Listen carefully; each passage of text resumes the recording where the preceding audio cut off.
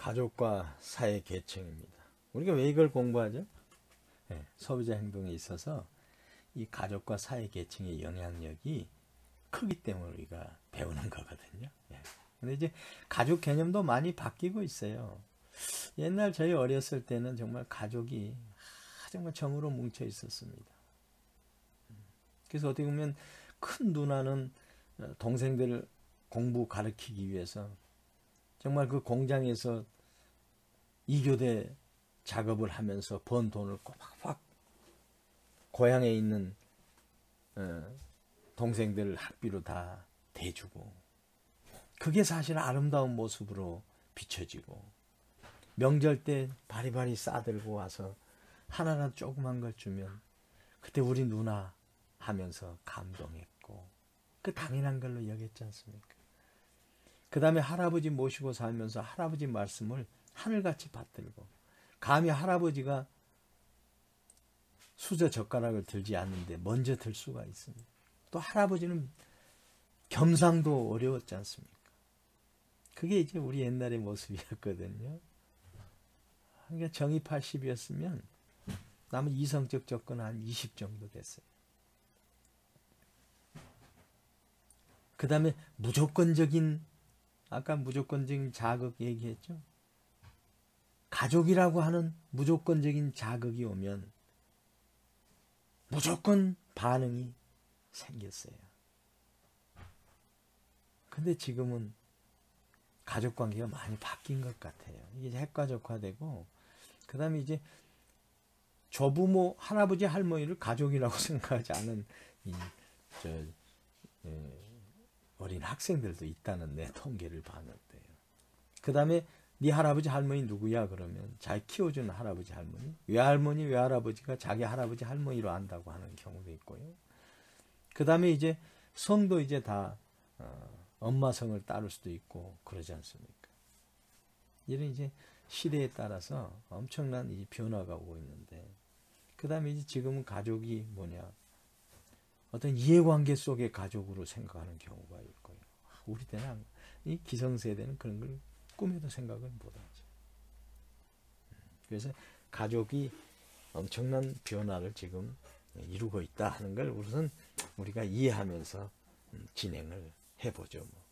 그럼 우리가 가족의 개념이 뭔가요? 가족의 개념이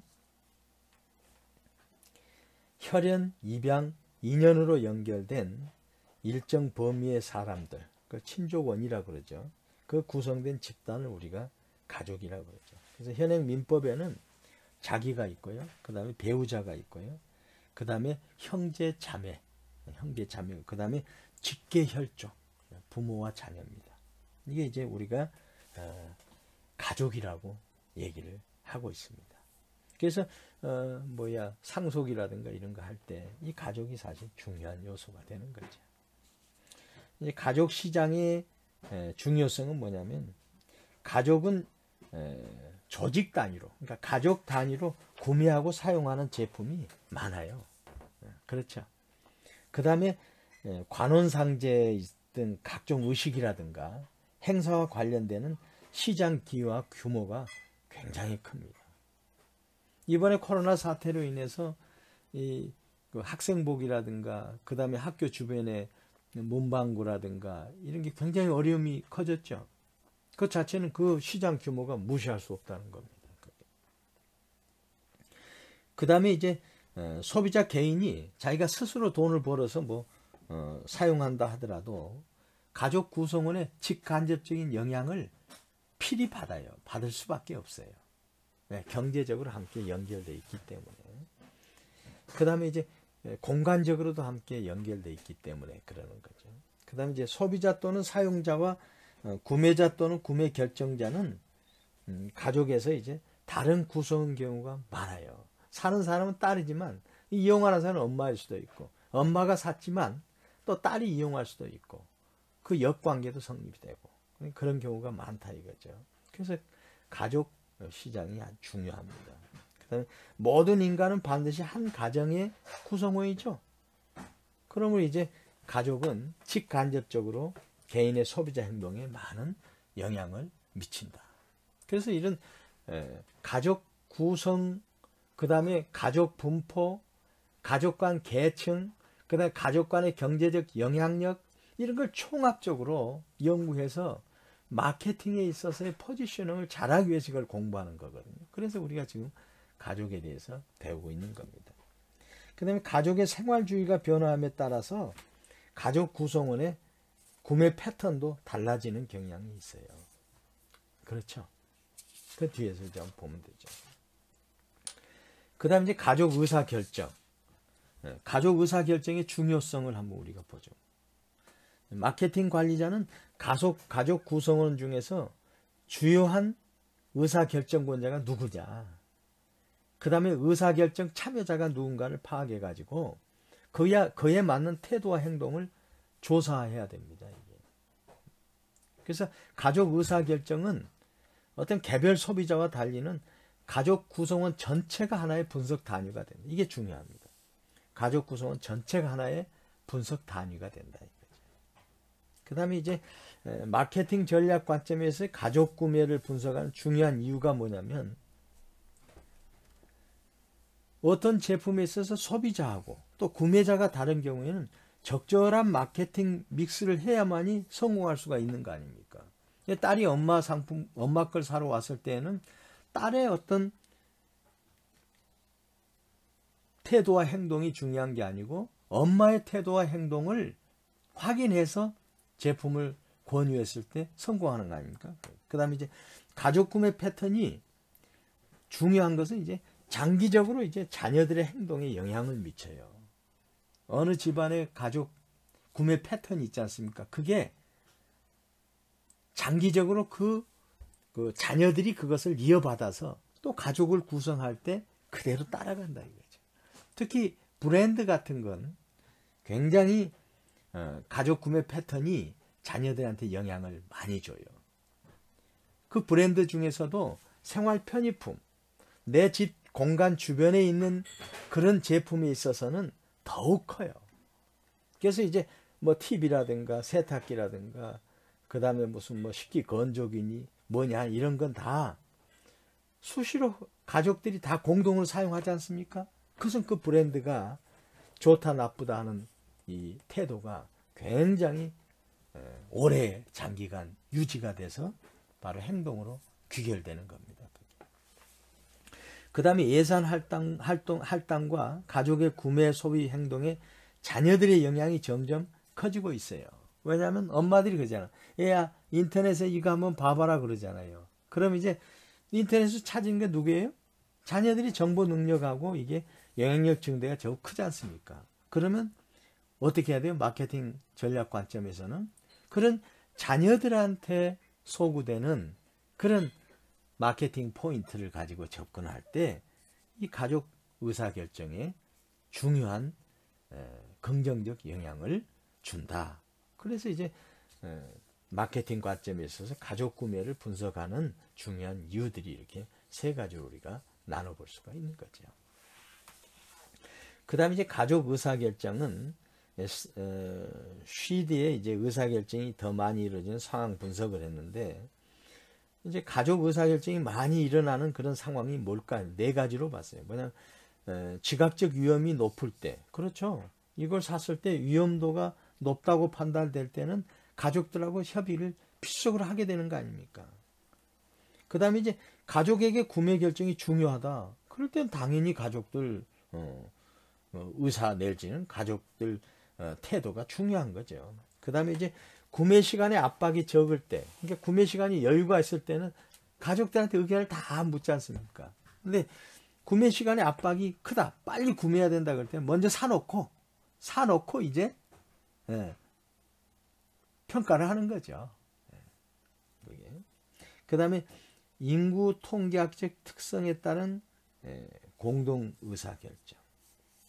인구 통계학적인 어떤 그 변화가 많이 바뀌고 있지 않습니까? 그 특성에 따라서 이 계층이 핵가족이냐 대가족이냐 예를 들어 연령대가 어떻게 되어 있느냐 자녀가 몇 살이고 이런 데 따라서 이제 공동 의사결정이 이루어진다 하는 거죠.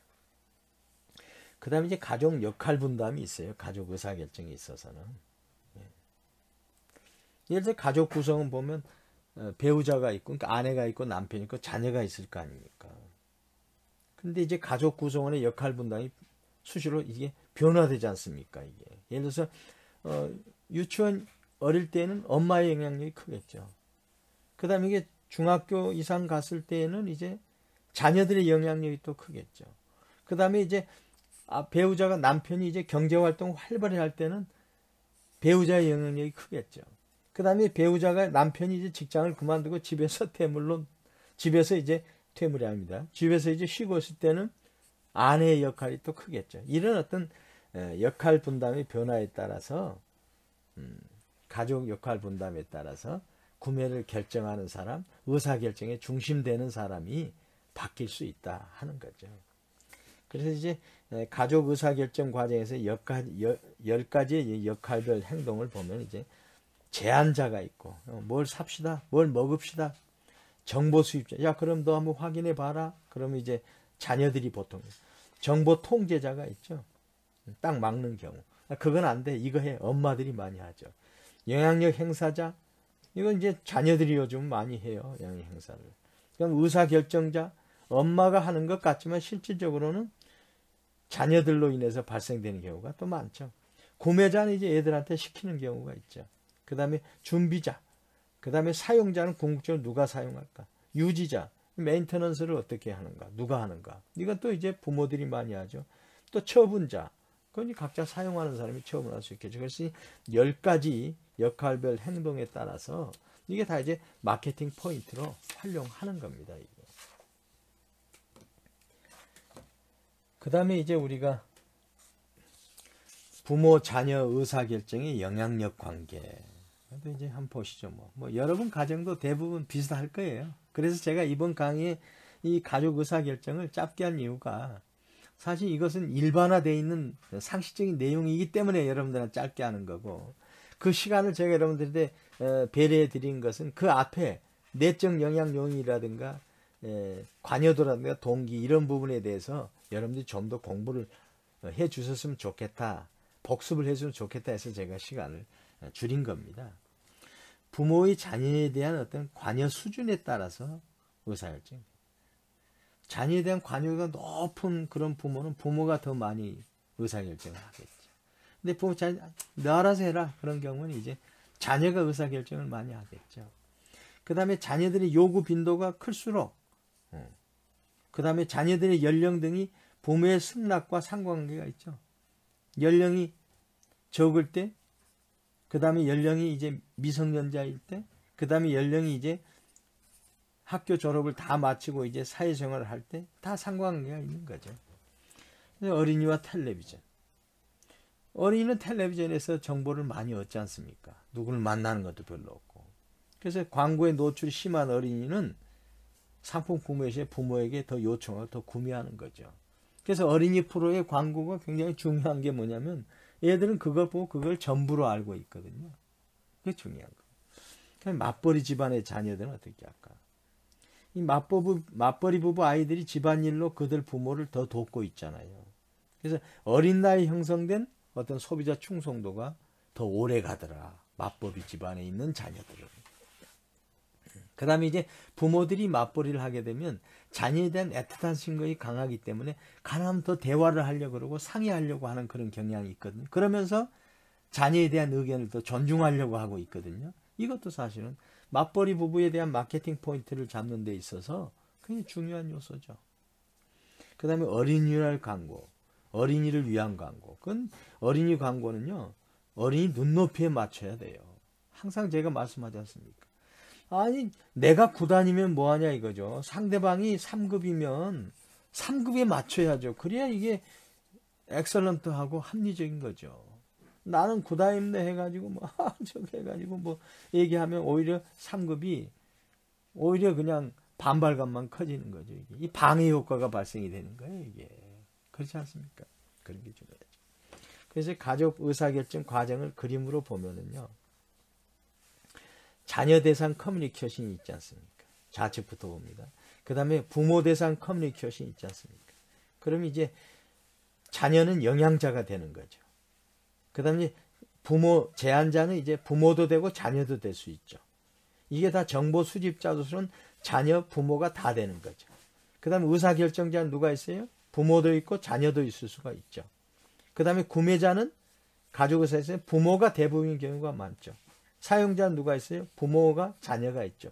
그럼 이런 커뮤니케이션에서부터 최종 사용자까지 뭐 처분자까지 다 봤을 때 자녀와 부모가 함께 공유되는 부분이 대부분 아닙니까?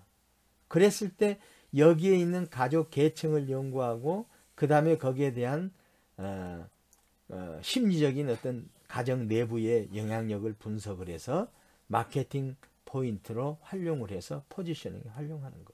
이 가족 의사결정 과정이 그래서 그림으로 나타난 게 마케팅 요소에 있어서 중요하다 하는 것을 우리가 확인할 수가 있지 않습니까? 어느 한 사람이 일방적으로 하는 게 아니지 않습니까? 그렇죠. 그 다음에 이제 가족 의사결정에 갈등이 있죠. 둘 혹은 그 이상의 사람들이 의사결정에 관련될 때마다 구매 목적이라든가, 그 다음에 뭐 대안, 선택하는 상표에 대한 태도라든가, 그리고 가장 바람직한 대안의 선택에 있어서 당연히 갈등이 있을 수 있죠. 부모들은 가능한 한 가격이 싼 걸 원할 수가 있고, 자녀들은 내가 비싸더라도 원한 걸 원할 수가 있지 않습니까? 갈등이 너무 커버리면 어떻게 돼요? 점점 이제 자녀는 부모의 의사에 반하는 행동을 하게 되고, 그렇지 않습니까? 그러니까 이걸 적절히 의사결정을 조정할 필요가 있다. 아주 중요한 요소입니다, 사실은. 마케팅뿐만이 아니고요. 이 가정교육, 이 가족 구성원에 있어서의 일체감 내지는 하모니를 위해서도 굉장히 필요한 겁니다, 이게. 그 다음에 이제 가족 생활 주기, Family Life Cycle에 서 FLC 그러는데, 가족 굉장히 중요해요. 한번 보시죠. 가족이라는 사회 구성원 속에서 가족들의 역할 변화를 설명하는 것으로 가족 생활에서 경험하는 뭐 결혼이라든가 출산, 양육, 그 다음에 노후의 각 단계에 거친 시간적 흐름을 의미한다. 그렇죠. 우리가 자녀를 우리가 양육해 보지만 이제 학교를 졸업해서 이제 자기가 이제 개인적인 독립 생활을 가능할 때 결혼이라는 절차가 있잖아요. 리추얼 의식이 있지 않습니까? 그 다음에 이제 결혼을 하게 되면 자녀를 낳지 않습니까? 그 다음에 자녀를 양육하고 또 성장하게 성년이 되면 보내고, 나는 이제 부모, 배우자 같이 노후를 단계 같이 이런 시간적 흐름이 어느 가정이고 가족 생활 주기가 있는 거죠. 그래서 이제 인구 통계학적으로 데모그래픽이 중요한 게 뭐냐면 1인 가족 구성이 어떤가, 2인 가족 구성이 어떤가, 3인 가족 구성이 어떤가, 4인 가족, 이거 굉장히 중요한 요소로 보는 거예요. 그 다음에 또 이제 가족에 있어서 평균 연령이 어떤가, 그 다음에 이제 노후에 있어서의 지금 단계에 있어서 그게 범위가 퍼센테이지가 어느 정도 되는가, 이런 게 이제 다 가족 생활 주기에 활용하고 이게 다 마케팅의 중요한 요소로 활용이 되는 거죠. 가족 생활 주기는 하나의 정서적 발달의 어떤 기본 단위죠. 그 다음에 특유의 단계와 경과를 가지죠, 이게. 그래서 가족 구성 개개인의 움직임과 상호관계를 이해하는 어떤 중고 틀, 프레임으로서 아주 의의를 가지고 있는 겁니다. 그래서 가족 생활 주기 분석은 가족 단위의 과정을 나타내는 일련의 단계에 의해서 가족을 세분화할 수 있는 전략적 도구다. 전략이란 말 있지 않습니까? 전략적 도구. 포지셔닝 하는 데 있어서 굉장히 유용한 도구다, 이런 겁니다. 그래서 가족 생활 주기 마케팅은요, 삶의 서로 다른 단계에서 가족 시장을 세분화하기 위한 방법이다. 특히 요즘 1인 가정이 굉장히 많이 늘어나고, 이게 그 2인 가정, 3인 가정보다 더 많아졌다고 제가 내용을 확인했는데, 1인 가정이 여기에 이제 마케팅을 이제 펼쳐야 되겠죠. 그래서 요즘은 과일도 잘라서 팔고 그러지 않습니까? 그게 다 이제 1인 가정 비율이 높아짐으로 인해서 나타나는 마케팅적 현상이다, 이렇게 보시면 되죠. 그 다음에 3제 사회 계층과 소비자 행동. 사회 계층 중요하죠. 사람들은 수많은 특징이 있어요. 권위가 다르고요, 권력이 다르고요, 부가 다르고요, 수입이 다르고요, 수입 패턴이, 소비 패턴이 다르고요, 직업이 다르고요, 교육 수준이 다르고요, 그 다음에 친척 관계라든가, 그 다음에 내 관계하고 있는 사회적인 관계가 다르고 이런 다른 다양한 요인들에 대해서 계층화가 됩니다. 계층화. 그렇죠. 계층. 이것은 내가 계층화를 하려고 해서 되는 게 아니고요. 이것은 자연적인 현상으로 이런 여러 다양한 차원에 의해서 만들어지는 거예요. 그래서 우리가 이게 사회 계층화를 끼리끼리라고 우리가 보시면 돼요. 끼리끼리. 끼리끼리 문화가 바로 사회 계층이라고 보면 되는 거죠. 근데 사회 계층에 포함되지 않은 사람이 거기에 들어간다면 뭔가 불편한 거예요. 그럼 나와야 돼요. 그렇죠. 왜 불편한 걸 내가 감수하고 희생을 해야 됩니까?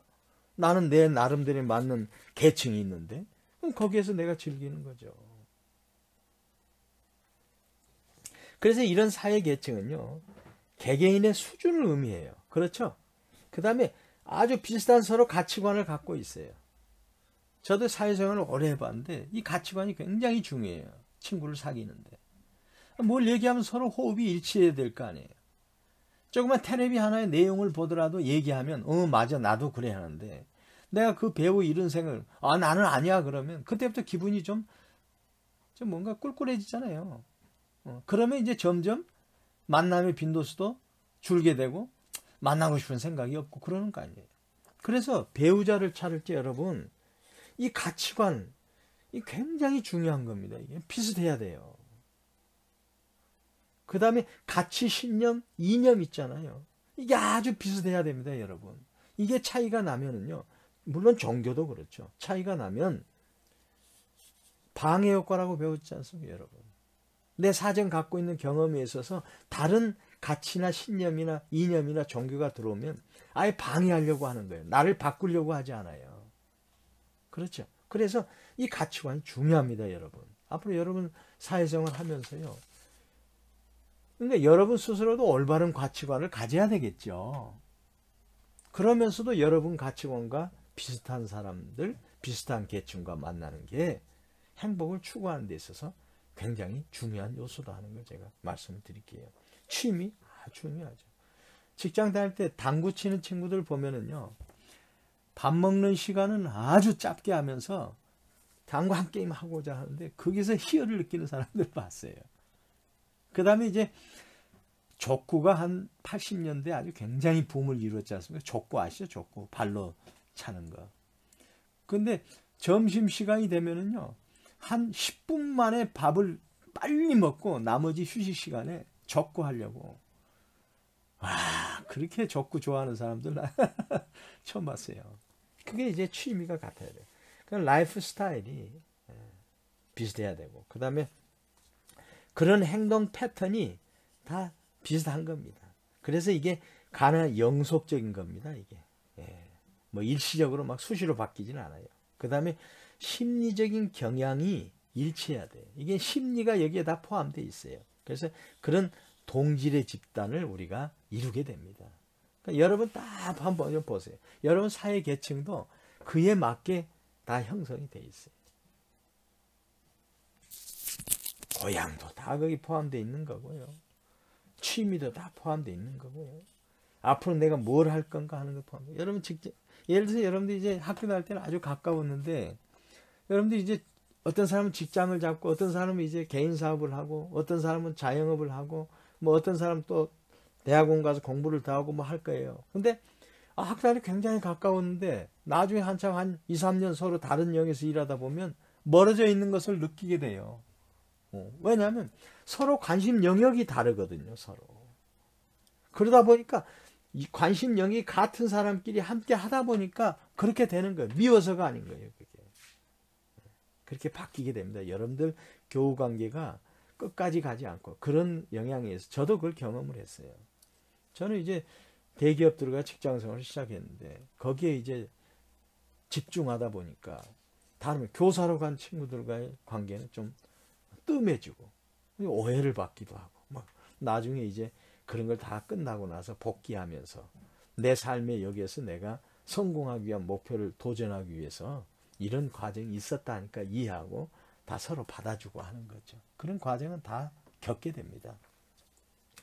그래서 사회 계층의 특징은 규범성이 있어요. 뭔가 룰에 의해서 움직여지게 되는 거죠. 그래서 사회계층 구성의 판단 행위의 기준이 되는 겁니다. 이게. 그 다음에 다차원성이에요. 그게 뭐냐면 직업 교육 등과 밀접한 관련 있는 그 위신이라든가 소득이라든가 예의범절, 사회적 인식 이게 다 함께 복합적으로 쌓여 있다는 거예요. 그 다음에 위계성이 있어요. 보면 항상 같은 친구들끼리도 주도하는 친구가 있고 따라가는 친구가 있고 거기 다리 거는 친구가 있고 여러 있잖아요. 그게 다 하게 보면 그 위계성이에요. 그게. 그래서 지위, 위계, 상대적 서열 의미가 있다. 그 다음에 동태성입니다. 이게. 정적인 거 아니에요. 그래서 개인의 사회계층이 변화하면 사회 유동성에 있어서 이것도 다 변화해 가는 거예요. 사회계층. 그 다음에 제약성. 이건 뭐냐면 이제 그 사회계층끼리는 배타성을 가져요. 그 다음에 끼리끼리 문화를 조장을 해요. 아무것도 없어도 내가 속된 말로 요즘 강남문 한국과 별개되는 신천지 이렇게 얘기가 되지 않습니까? 그 이제 거기에 들어갈 수도 없어요. 왜? 그런 부라든가 지위라든가 다 갖춰져야 되잖아요. 그러니까 이제 배타성이 있다는 거죠.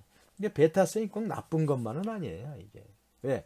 그 조직 속에서 서로 기쁨을 맞추기 위한 하나의 그런 자생적으로 형성되어 있는 하나의 뭐라 할까요? 그게 보이지 않는 규범이라고 보면 되는 거죠. 그러니까 배타성이 꼭 나쁜 개념만은 아니다. 끼리끼리 문화가 꼭 나쁜 것만. 다만 가장 여기서 우리가 관심 가질 게 뭐냐면 다르다는 것과 틀리다는 것을 엄연히 구분하고 거기에 대해서 배려하고 이해하는 그런 문화 내지는 성숙된 의식이 있어야 된다.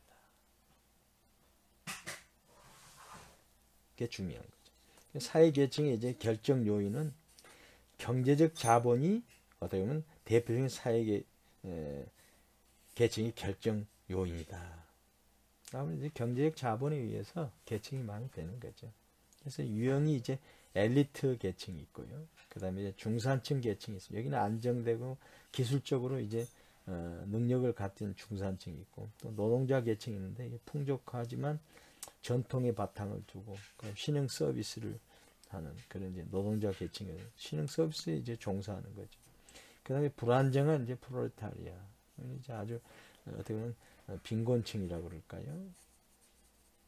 그러니까 사회 계층 속에서 스스로가 피해를 봤다고 생각하는 그런 집단도 존재하는 거죠. 사회학에서 이렇게 나와 있어요. 근데 여기서 엘리트 집단, 중산 집단, 노동자 계층 집단, 빈곤층 집단이 중요한 건 한번 고착화되면 변할 수 없다 그러면 이건 정말 문제가 큰 거죠. 근데 이것은 사회 계층은 변화되고 유동성이다 하는 어떤 비전을 가지고 우리가 이걸 올라가려고 노력하고 있는 거죠. 그 다음에 꼭 인간은 그래서 돈 많은 사람이 행복하느냐 아니라는 게 그게 정말 진리 같다. 거기에서 위안을 삼는다. 그게 돈 많은 사람들이 행복하다 그러면 다 돈 버는 사람들은 행복하다 그러겠죠. 근데 그렇지 않잖아요. 소송하는 데 있어서요 보면은 형제간 분쟁에 있어서 가장 많은 빈도가 경제적인 문제로 소송을 받아요. 충분히 먹고 사는데 소송하는 거예요. 소송할 능력이 없는 사람들은 소송 엄두를 못 내지 않습니까? 그게 이제 경제적인 부가 행복이 아니다는 위안. 그게 또 하나 가치가 있기 때문에 이런 계층 간의 차이가 있어도 다 수용하고 이해하는 거죠. 제가 다른 건 서로 인정을 해야 돼요. 틀리다 그러면 안 되는 거예요. 그 다음에 무시하면 안 되는 거죠. 돈이 없다고 무시하면 됩니까? 배우지 못했다고 무시당하면 됩니까? 아니지 않습니까? 그건 인간의 기본적인 가치를 존중해 줘야 되는 사회. 그게 아름다운 사회가 되는 거죠. 그래서 가족과 사회 계층은 이 소비자 행동에 있어서 중요한 외적 영향 요인이다. 우리가 이렇게 이해하면 됩니다. 이렇게 해서 오늘 13주차 강의를 마무리하게 됩니다. 아무튼 여러분의 삶의 지금 시간이요. 앞으로 10년 후에 비교한다 그러면 지금 하루가 한 달이라고 할까요? 한 달이 10년 후에 1년보다도 소중하다 하는 것을 여러분 꼭 느끼게 돼요. 그만큼 여러분의 시간은 소중합니다. 돈하고도 바꿀 수 없습니다. 그 무엇과도 바꿀 수 없습니다. 시간을 여러분들이 최대한 활용을 해야 됩니다. 그 시간에 내가 시간에 투자한 노력의 결과치가 여러분의 5년, 10년을 좌우하게 되는 겁니다. 투자하지 않고 어떻게 돈을 벌려고 생각할 수 있나요? 안 되지 않습니까? 저는 어떤 분이 로또 당첨된 사람의 사례를 수기를 제가 본 적이 있는데 사람들이 흔히 그래요. 로또 당첨되지 않으니까 사서 뭐해. 에이. 그러면서도 20억을 받았다, 50억을 받았다 그러면 부러워하고 나도 한번 받을 걸 하는데 당첨되는 사람들은요. 뭐 꿈에 봤다거나 다 그건 뻥이고요. 뭐냐면 계속 반복해서 투자하는 겁니다. 그게. 젊은 나이부터 나는 이걸 뭐 그냥 취미로 그래 내가 이거 한번 사보겠다 이거 재미로 한번 해보겠다 해가지고 매주 꾸준히 사는 거예요. 그러다 보니까 거기에서 하나 당첨되고 하는 거지. 사는 행위를 하지 않고서 결과를 바라는 것은 그건 말도 안 되지 않습니까? 그 다음에 안산 땅이 있으면 뭐예요? 안산 땅. 경기도 안산이 아니고요. 친구들 그러잖아요. 안산 땅 많다고. 그럼 또 썰렁 개그인데 부자인 줄 알고 다른 친구 야 쟤 안산 땅 많다고 그러더라. 부자야? 그 웃음의 소재거리가 되지 않습니까? 웃자고 한 얘기고요. 그러니까 뭔가를 행위를 해야 되는 거예요. 우리 인간은. 그러니까 시간에 투자하는 게 가장 큰 여러분들의 미래 투자다는 걸 제가 감히 말씀을 드립니다. 그래서 오늘 공부하는 것도 하버트 스펜서 경이 정말 정답을 하신 거예요. 교육의 위대한 목표는 지식, 또 다른 말 안다는 것, 그게 아니고 바로 행동이다. 그러니까 우리가 태도를 다 가지고, 그러니까 학습을 다 하지 않습니까, 여러분? 학습을 해서 뭐 합니까? 궁극적으로는 행동을 하는 거 아닙니까? 학습하는. 그러니까 종결점은 뭐예요? 학습하는 게 행동이죠. 그러니까 우리가 공부를 하는 종결점은 뭐예요? 공부를 학습 아닙니까? 그럼 행동이죠. 행동은 뭐예요? 당장은 직업을 갖는 거고, 경제활동을 하는 거고, 결혼을 하는 거고, 이런 게 다 이제 행동이죠. 이게 행동. 그렇죠. 이것을 하기 위해서 교육을 한다 이겁니다. 안다는 거 그건 아무 의미가 없는 거예요. 행동하지 않으면. 그래서 교육의 위대한 목표는 지식이 아니라 행동이다. 늦다고 생각할 때가 빠르다. 지금의 내가 쏟는 1시간의 투자는 10년 후에 1년의 투자와 같을 수도 있다. 시간은 공평하게 준 선물이다. 어떤 사람은 아무리 돈이 많아도 하루를 50시간 만들 수 없고 아무리 돈이 없어도 10시간밖에 시간을 활용하지 받는 경우는 없다. 똑같이 24시간이 주어진다.